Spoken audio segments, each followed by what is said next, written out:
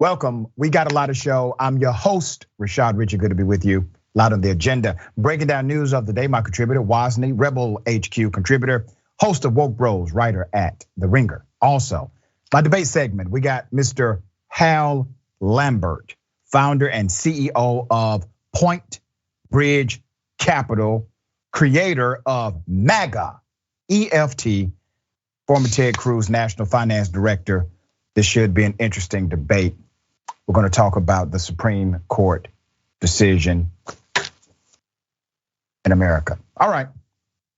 Top story of the day. Black support for President Joe Biden at an all-time low. I'm not talking about just low based on the standards of the Biden administration. I'm talking about low based on the standards of polling data as it relates to Democrats in the modern era. That's how bad it is. There's a new poll out.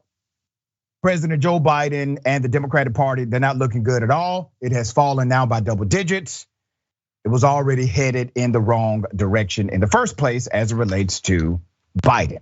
Back in 2021, Senator Cory Booker warned that Democrats would need to get the black vote to win vital elections during November 2022 midterms. He said it. Biden's approval rating has lost 20 points since the summer of 2021, and the president had the support of damn near 90%, 87% of black voters. Now that approval rating is 67% according to Mediaite. Biden's net approval, I want you to contrast the numbers overall. His net approval rating fell about 38 points among independents in Michigan, along with 33-point declines with the group in Georgia and Minnesota. More than half of Democratic voters strongly approve of Biden's performance in only one state, Wyoming, compared to 47 states in the first quarter of 2021. In 2020, Democrats won more than 77% of black voters in House races. This is important. Current polling shows the party is only 62% among black voters in House races. Now let's talk about this for a minute. You go from almost 80%, 77% of black support is typically connected to various congressional races in the midterm election cycle. That's how it works in a normative cycle. Sometimes that number is even higher. When you have an effective president, you have a hyper turnout. When you have an ineffective president, at least as it is interpreted by the voting masses, you have a depressed turnout. Now you have what's called an anomaly. This is not normative whatsoever. This is the lowest polling we have seen ever connected to black voters and Democrats. That's a problem.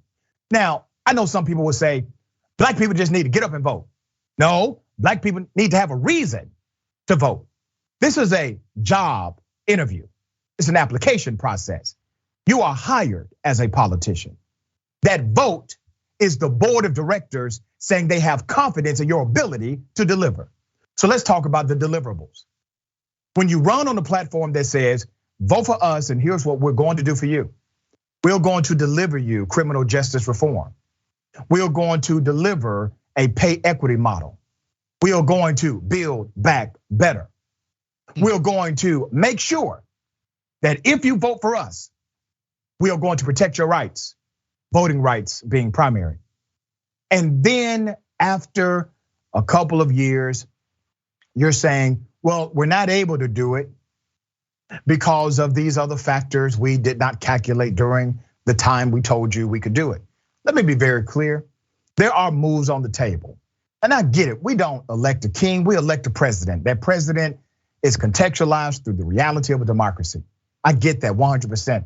Also get the fact that there are moves on the table that Biden has refused to make that are available to him as the chief executive of this country.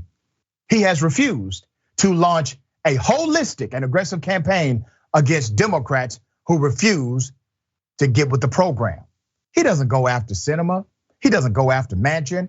He may send out a press release from the White House. He may put something on the website, but he doesn't really go after them I would park and camp in their states until they would know more. They would not have to worry about getting past a general because I will make sure they could not get past a Democratic primary. Let's play ball.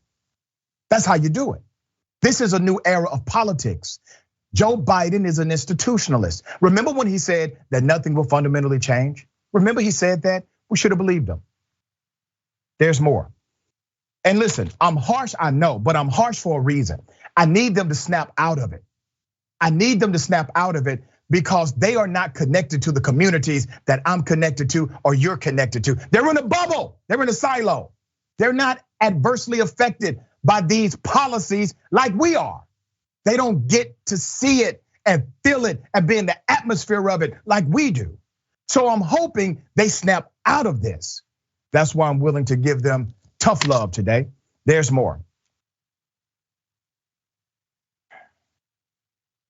Network senior data reporter Harry Enton noted on CNN, and I quote, I want to put this in a historical comparison for you.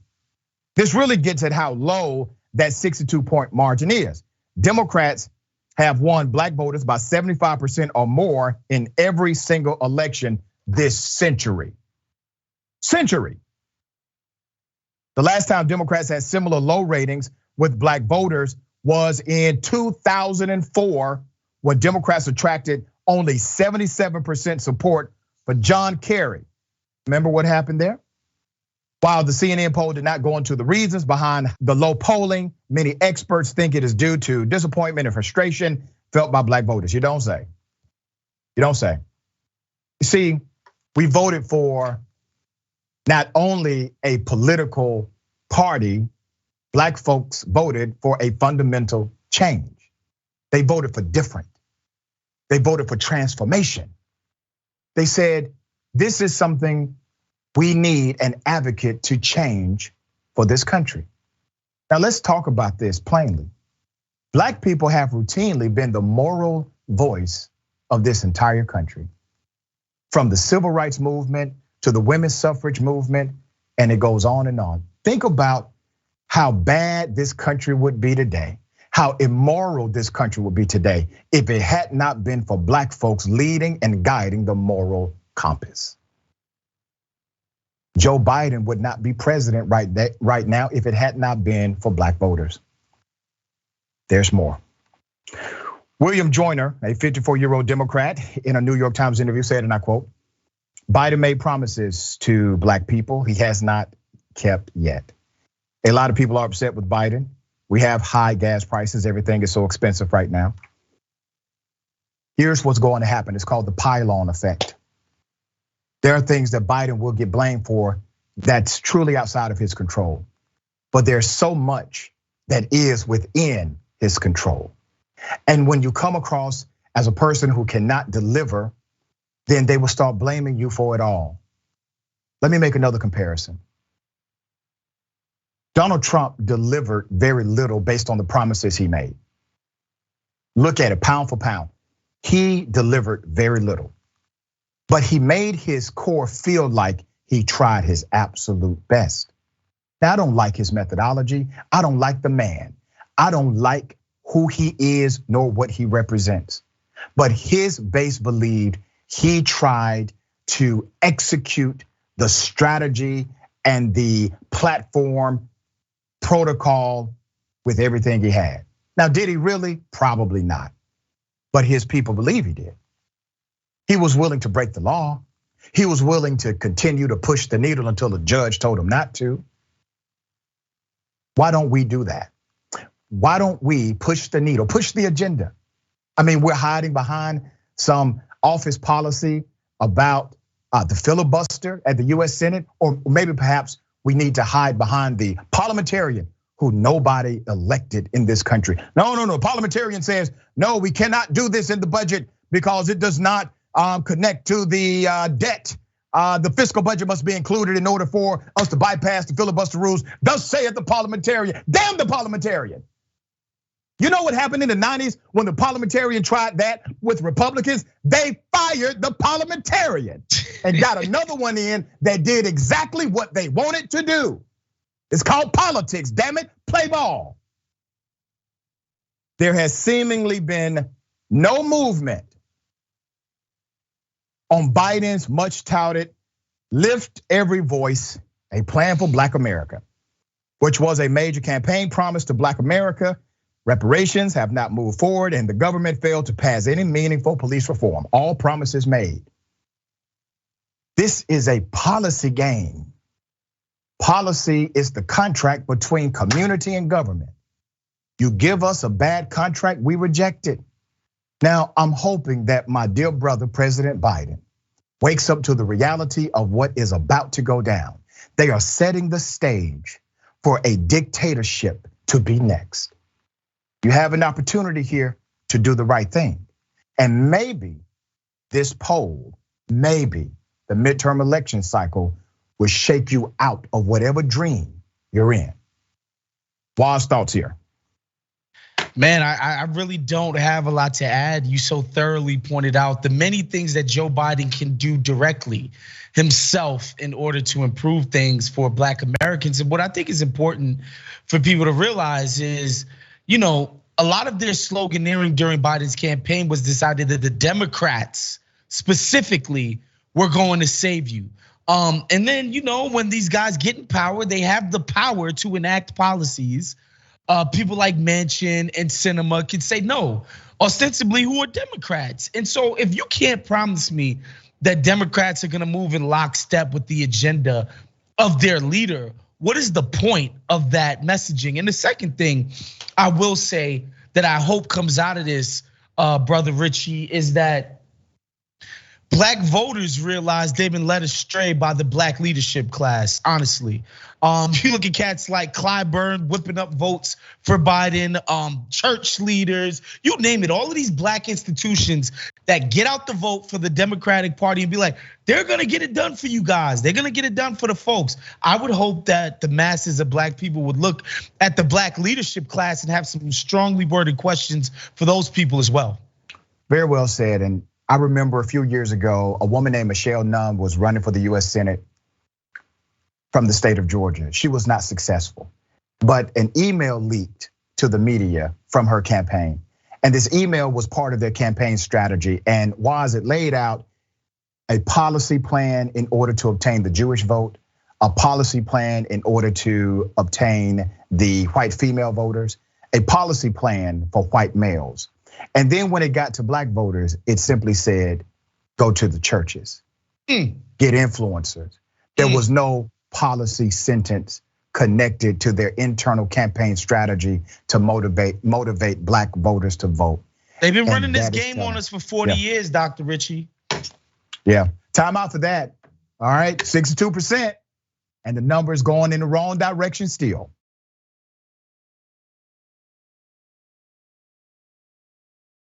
This is really interesting. Dave Chappelle tackled on stage at a comedy concert. Chris Rock was there as well, Busta Rhymes and Jamie Foxx. Here it is. History.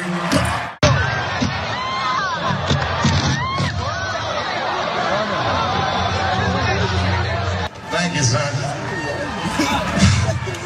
It was a trans man.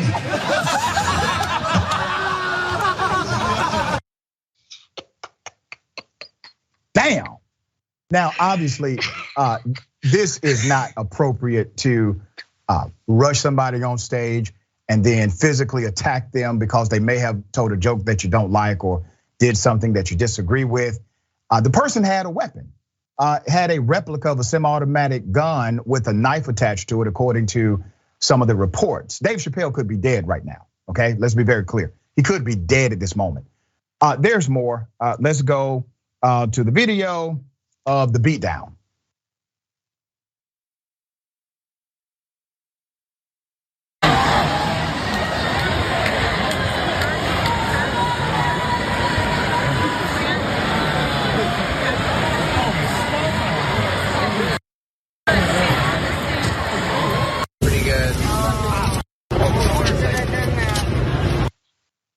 I mean, his arm looked like a damn spaghetti noodle. So they took him to the side of the stage and they beat him up. And now, according to witnesses, on the security started in on him first, and then Busta Rhymes got involved and got some kicks in. Jamie Foxx got some kicks in as well, and Dave Chappelle had to end up telling them, hey, listen guys, please do this off of the stage. It was all in front of everybody. In the aftermath, Chris Rock and others joined Dave Chappelle. Chris Rock was a special guest that night. The irony of ironies, right? Here it is. Was that Will Smith? Oh, now everybody comes out for the curtain call. Shout out to Jamie Foxx, by the way. Jamie, where you at? Whenever you were in trouble, Jamie Foxx would show up in a sheriff's hat.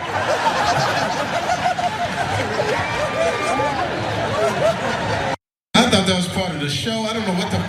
I grabbed the back of his head. His hair was spongy, absorbent. Listen, I just want to say, man, I've had an incredible time. This man is an absolute genius. We got to make sure we protect him at all times, man.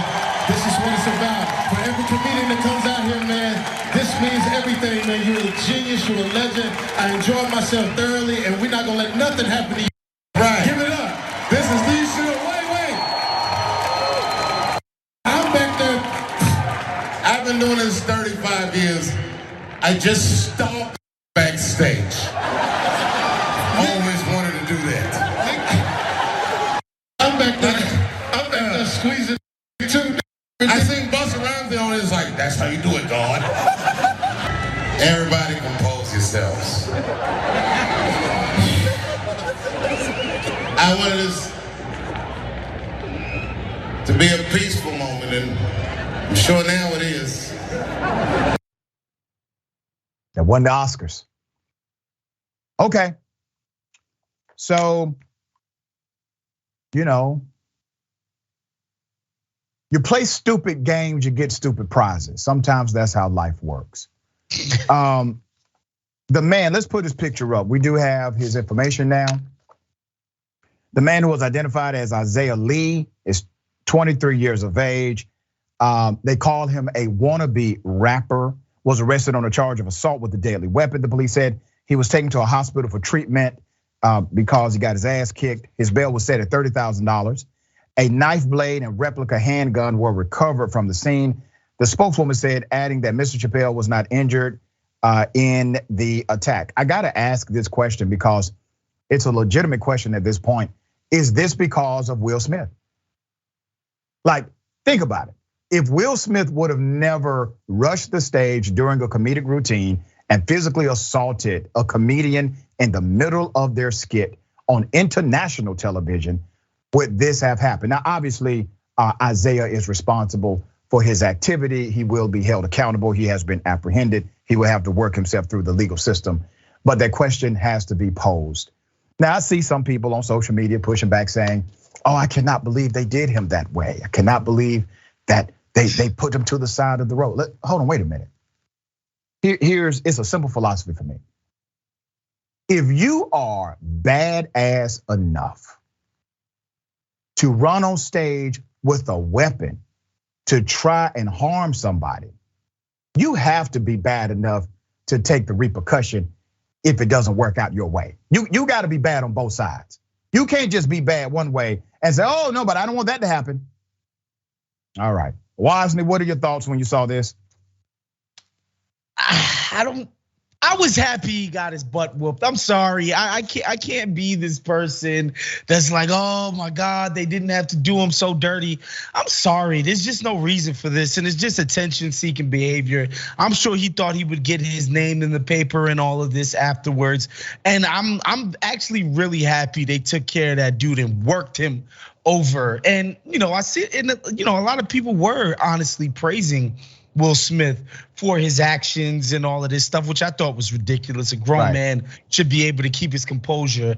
And also, if people have been watching the NBA playoffs, there have been multiple games where these animal rights, animal activist people have rushed onto the court, and sorry, security had to tackle some of these people were women, and they had to get pile drived. I mean, that's just life, as far as I'm concerned, when you do something like this.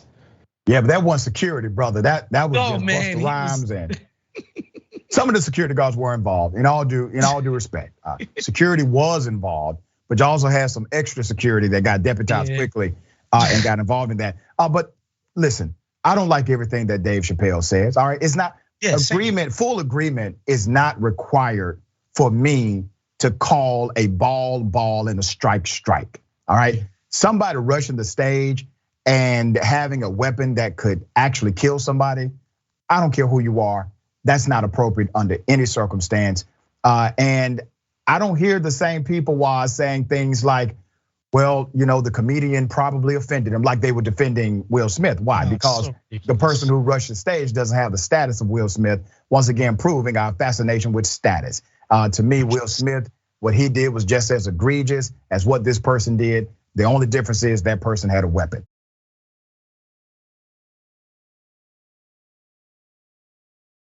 There's more about the Kremlin. According to new reports, there will be an upcoming coup attempt to take the Kremlin out of power, to take Vladimir Putin away from authority.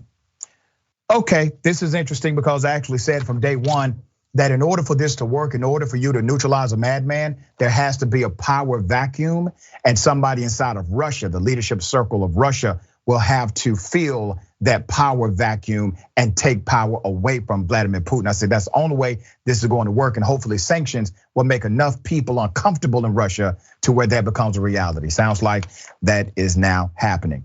Okay, disgruntled generals have now joined the FSB, looking to oust Putin and end the Ukraine war. Now, according to reports, Putin and his propaganda ministers sold this war as a quick, easy win, and that it would liberate the people in Ukraine. That's what he said. That's according to reports coming out now, and that's also why he decided to control the flow of information so that you could not get a contrary narrative inside of those silos in Russia. Rumors are swirling in Moscow that a number of former generals and KGB officials are preparing to oust Russia's president, Vladimir Putin, and plan to end the war in Ukraine, which is increasingly seen across Russia as a strategic mistake, and above all, a complete economic disaster. The top of Putin's former employer, the Russian Security Service, FSB, is said to be so frustrated by the lack of military progress in Ukraine that it has reached out to a number of generals and former army officials, according to various analysts and local media reports. In particular, a group called the Siloviki, which comprises of former FSB officers who are active in Russian politics, is said to be pushing hard to replace Putin, together with former officers from the GRU, KGB, and FSO, other Russian intelligence units, all right? So the idea of a coup may be increasingly likely.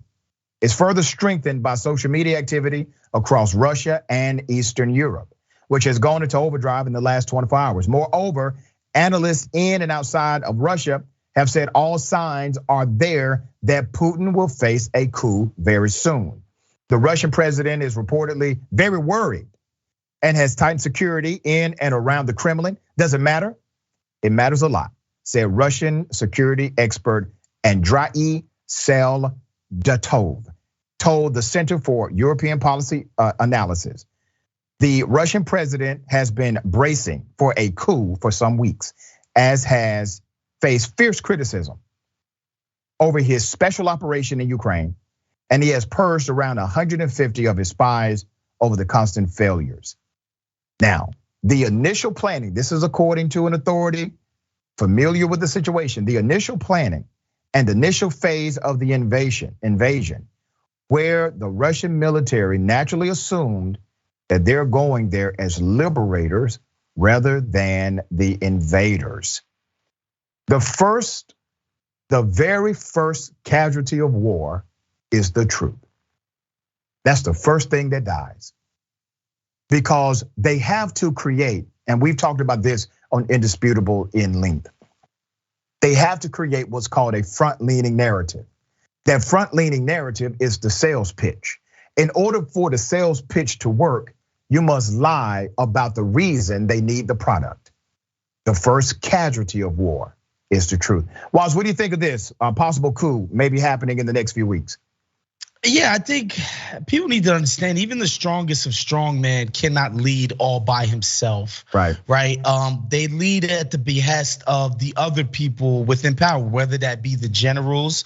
And in this case, they're saying the generals aren't on his side. But to me, what that means is that the oligarchs and the money are no longer on his side, because the only people that can sort of entice the generals and the intelligence community to lean in a different situation are the people with the rest of the means. Like the people with the rest of the money could maybe persuade these folks. And the bottom line is this hasn't worked out in the way that Putin said that it would.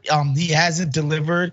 And from all reports by all accounts, this guy has been super isolated because he's so afraid of COVID. He's been super isolated from people for 2 years now. So it's not like he's in direct contact with anybody. So the idea that people that matter, the oligarchs and the generals and the military people, that they could become disaffected by a guy that they don't even get to see anymore, that rings true to me. Even if this might be, Western propaganda, the facts on the ground remain the same. Like this war hasn't been some raging success for the Russian troops.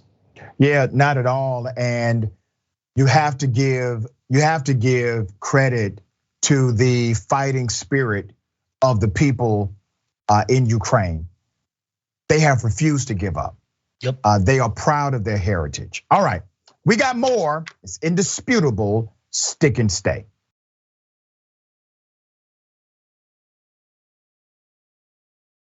Welcome back. We got a lot of show left. I'm going to read some of these amazing comments, but before I do that, let me remind everybody, Max Burns. All right, I like saying that. That's dope, isn't it? Yep, Rebel HQ contributor now. You can find new videos of him talking about the important and impactful news stories of the day by going to facebook.com/Rebel HQ. And also, let's make sure we get this done, okay? Podcast, download the podcast, Indisputable as a podcast. We are everywhere. Apple Podcasts, Spotify, Google Podcasts. Virtually wherever you get your podcast from, we are there, okay? Search for Indisputable, click follow, rate us 5 stars. All right, make sure you carry us wherever you go, just in case you miss some of the programming. We have fresh content 7 days a week comes out. Okay, TYT member. I'm a damn lib. Democratic message, we're not going to kill you like the Republicans will. Republican message, hate and fear the others. Yeah, that's about it, isn't it? Okay. Next TYT reporter, I've been thinking about this for a long time. The military wasn't happy with Putin for this. Now he has them there and they are losing. Yeah. He said this will be a quick, easy in and out. Nope. YouTube super chat, William Jones, good doctor, glad to see you here. I am heartbroken about Nina Turner. Why do we continually vote against our best interests? Messaging, personality over policy. I'm heartbroken too.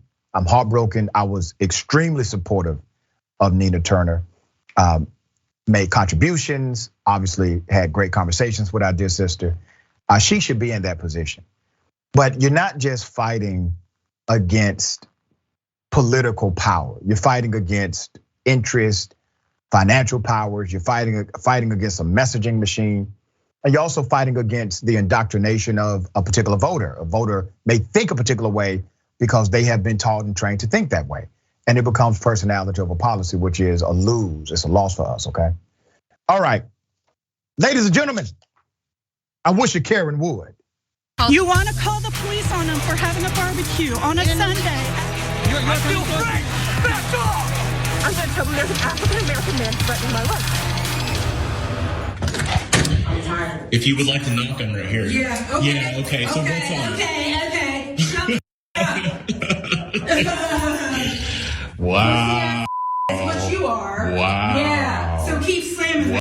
Wow. Oh, you know what? I'm about to key the out your car right now. You are? Okay, well, you're on camera. How about that? How about that? Get the out my face. Get the out my face. Out of my face.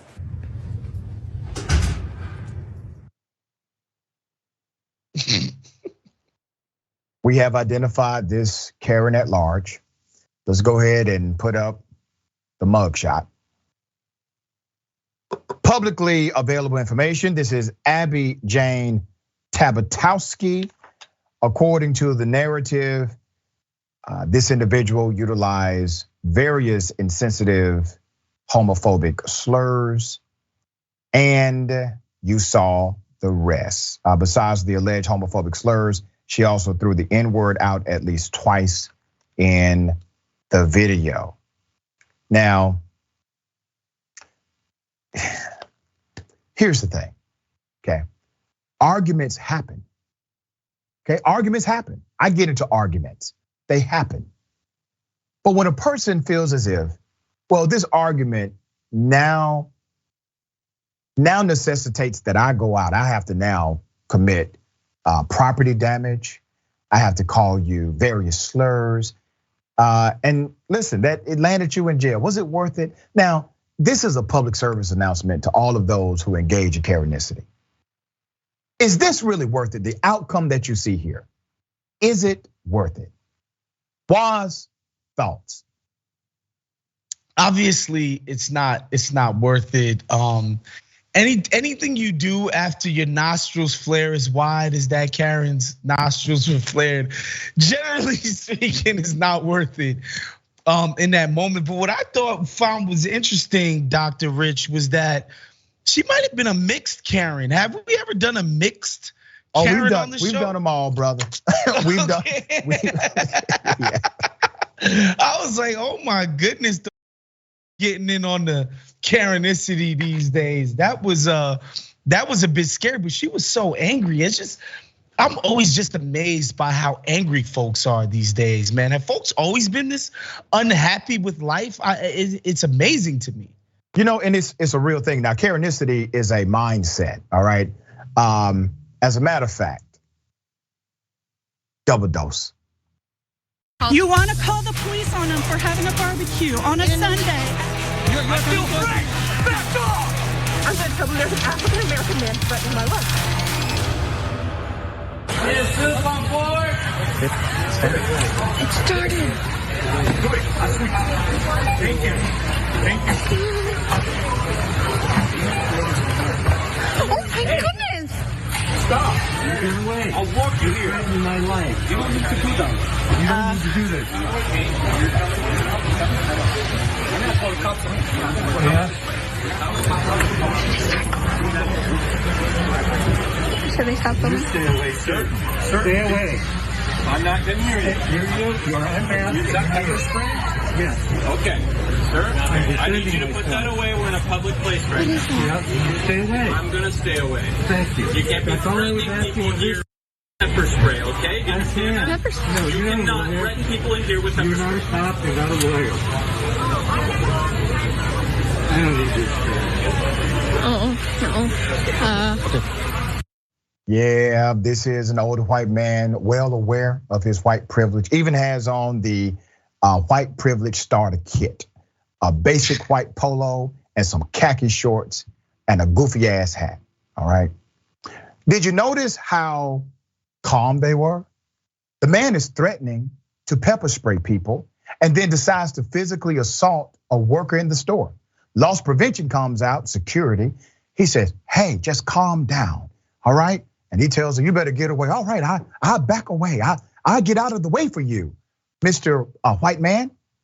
Just imagine if a young black teenager would have been in that store acting that way. Just imagine that.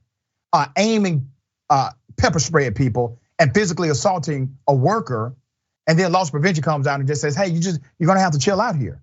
All right, you're gonna have to calm down. Never would have happened because he has the complexion for protection. It's ironic how this plays out, but it's so telling of how the implicit bias is automatic. Nobody thought he needed to be apprehended. Nobody thought he needed to be dragged out of that store. And nobody thought they should fight him back for physically assaulting them. All right, Woz, do you see it differently than I see it? No, I see it exactly the same. Although I would add one thing. I would add a couple of things. You forgot the part where the polo was tucked in. That's part of the starter kit as well. Yes. But also what I would add is that, I would like to see those black teenagers treated exactly as this guy is.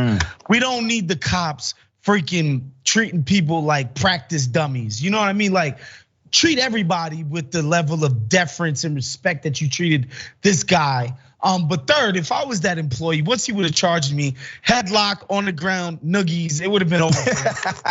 He would have been done. And listen, just for those who are keeping up with, is pepper spray illegal? No, it is not illegal. Pepper spray is legal in all 50 states. However, possession and or use may be regulated or prohibited by law in some jurisdictions, and improper use of pepper spray is a criminal act, all right? And one could be sued, or some states fined up to $1,000. And also you can be imprisoned for up to 3 years for the improper use of pepper spray. All right, yeah, we got more on the other side. It's indisputable.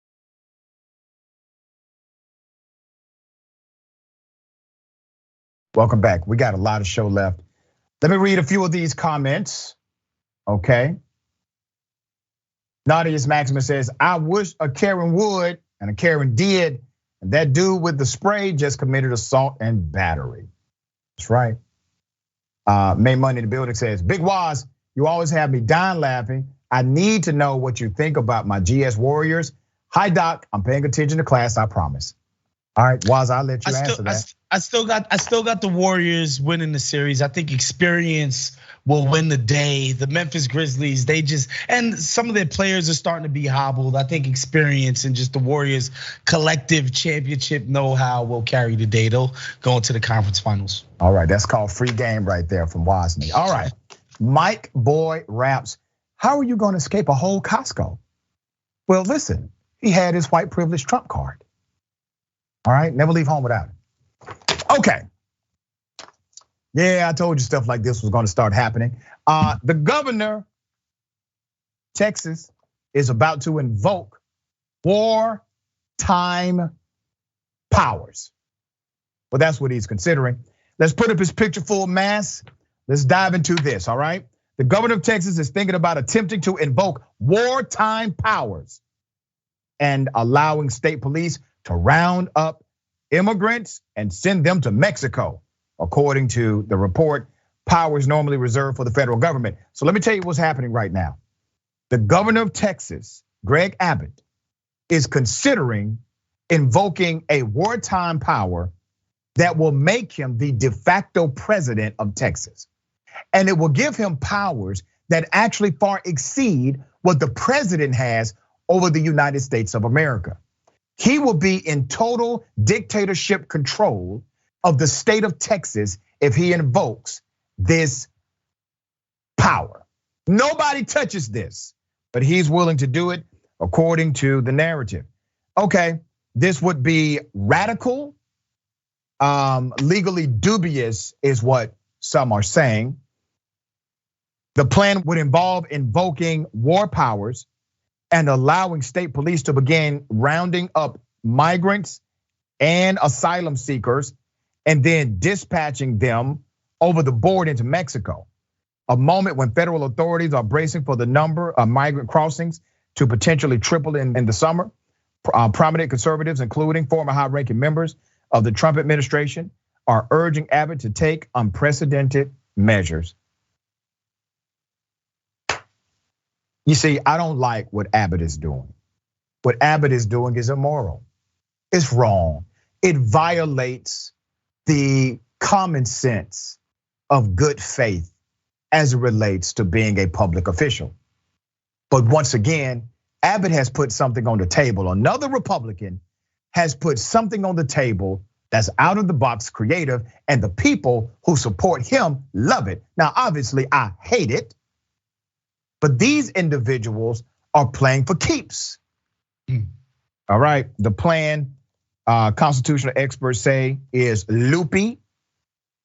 invasion scheme has little chance of surviving the legal challenge that would, in all likelihood, be launched instantaneously by President Joe Biden's Department of Defense.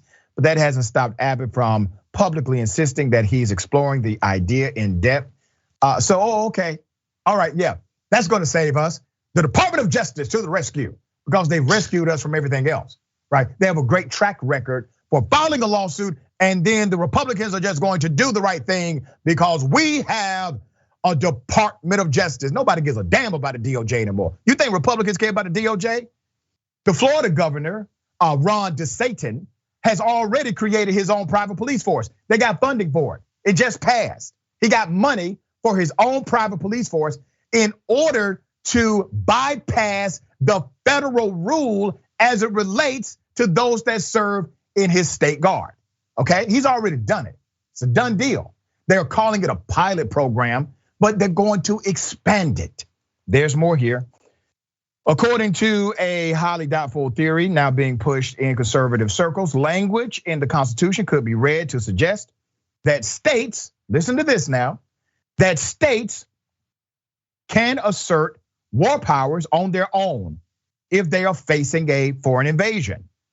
Doing so would allow Abbott to assume powers that are normally reserved for the federal government. This is something that I began studying when I was the Attorney General of Texas, Abbott said during a roundtable on Thursday. The operation, as it would, is to detain these people and deport them immediately. Did you hear what the man said? The man said, oh, you thought I just started thinking about this. Hell, I've been thinking about this since I was the Attorney General. He already had a plan. Where are the Democrats that think this far in advance?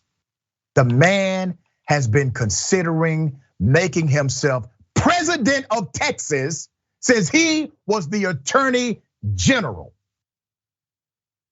There's more. Abbott went on to say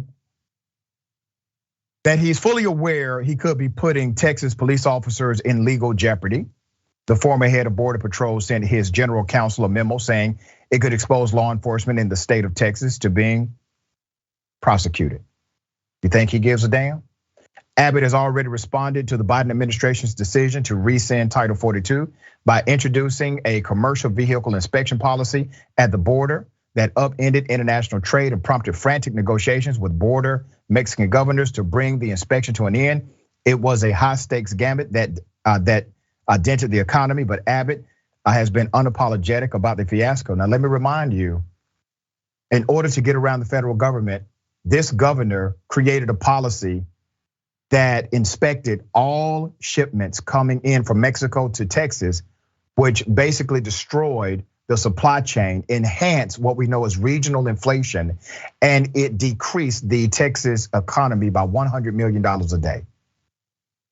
Truckers literally had to go on social media and call him out on this, and he eventually changed course. You're talking about a man who's willing to lose in his state $100 million a day to make a damn political point. As I said, I don't like Abbott. Abbott is wrong. Abbott is wrong ethically. He's wrong politically. He's wrong as a human being. He's not a good person, not a decent guy. No one I want to have a drink with. But damn, he's using every inch of authority he believes he has. He's using it.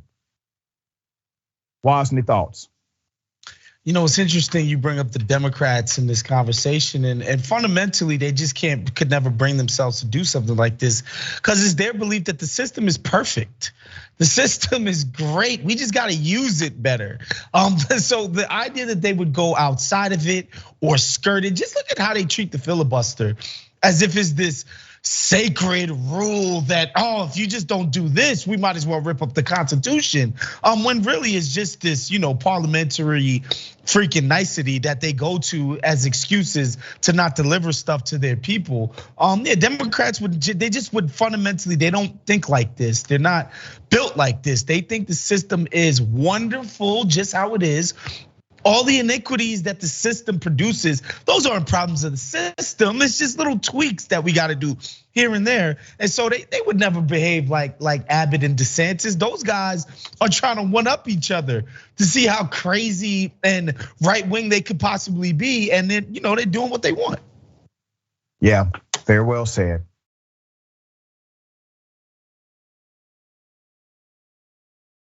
San Jose Police Department officer was allegedly completely intoxicated while he was investigating the crime scene of a baby kidnapping. This was announced Tuesday by San Jose Police Chief. Let's put up a picture of the chief. San Jose Police Chief Anthony Mata apologized to the family of the kidnapped 3-month-old baby. In his apology, he said, and I quote, "When any officer tarnishes the badge, we all suffer the consequences." Additionally, he expressed how disappointed and dismayed by the unnamed officer's conduct he was. Now, it's important to note, they're not naming this cop, all right? I'll get to that in a minute. The SJPD launched an internal affairs investigation on April 26th, and the officer was placed on administrative leave. The chief pledged to conduct a full investigation into the officer's actions before, during, and after the baby kidnapping incident, okay?